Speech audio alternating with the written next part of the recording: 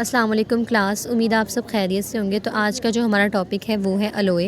तो अलोए जो है वो मिक्सचर होता है दो या दो से ज़्यादा एलिमेंट्स का, जिसकी शर्त है कि कम से कम एक जो एलिमेंट है वो क्या हो, मेटल हो। और ये कॉम्बिनेशन जो है वो सर्टन प्रॉपर्टीज़ को इन्हांस कर देता है, लाइक स्ट्रेंथ को ज़्यादा कर देता है, ड्यूरेबिलिटी को ज़्यादा करता है, और रेजिस्टेंस टू कोरोजन यानी कि जंग लगने की जो मुदाफ़ियत है उसको भी ज़्यादा कर देता है। एग्जाम्पल है steel, brass and bronze. Steel में क्या है, ये अलोए है आयरन का और कार्बन का।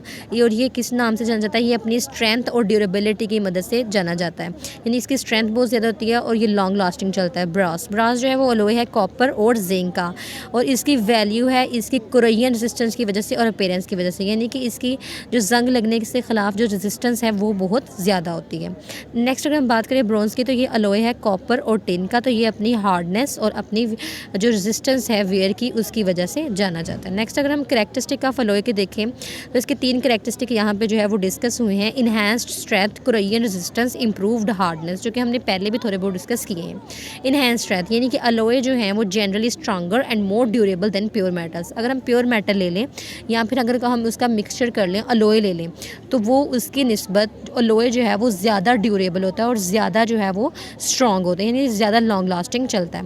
कोरोजन रेजिस्टेंस, तो many alloy such as stainless steel are design to resist rust and corrosion. तो बहुत से अलोए जो हैं वो इस तरह से डिज़ाइन किए जाते हैं कि वो उनमें जो रस्ट और कोरोजन जंग वगैरह जो लगता है उससे वो रेजिस्ट कर सके, यानी उस पर जंग वगैरह नहीं लगे। फॉर एग्जांपल उसने हमें दी है स्टेनलेस स्टील की। अगर हम पॉइंट नंबर 3 की बात करें तो वो है इम्प्रूव हार्डनेस।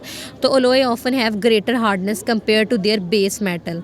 तो अगर हम बेस मेटल्स की बात करें तो अलोए जो होगा उसकी हार्डनेस जो है वो ज़्यादा होती है as compare to base metal.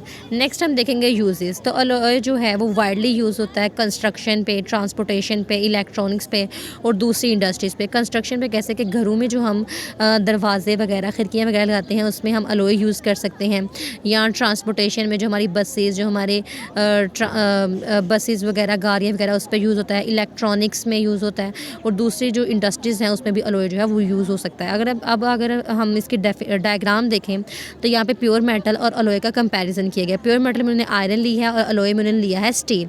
अगर हम आयरन को देखें तो इसके क्या हैं, वन टाइप एटम ओनली, नहीं एक ही टाइप के एटम हैं, ठीक है। उनकी रेगुलर लेयर है, तो लेयर को हम जो है वो ईजिली स्लाइड कर सकते हैं, ठीक हो गया। और ये क्या है, मेलिएबल है यानी कि सॉफ्ट है। अगर हम अलोए को देखें तो ये मेटल्स का क्योंकि मिक्सचर है तो यहाँ पर लेयर्स क्या होंगे, डिस्टॉर्टेड होंगे, क्योंकि कोई मॉलिक्यूल बड़ा है कोई छोटा है, ठीक है, जिसकी वजह से जो है वो layer can not slide easily, layer जो है वो आसानी से हिलजुल नहीं सकती और ये मच हार्डर, ये स्लाइड होता है, ये उसकी निस्बत क्या होता है, सख्त होता है।